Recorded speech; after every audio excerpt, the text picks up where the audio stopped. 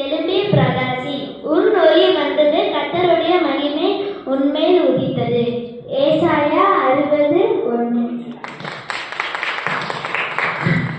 கர்த்தாவே, என் வார்த்தைகளுக்கு செவிகொடும், என் தானத்தை கவனியும். சங்கீதம் 5:1.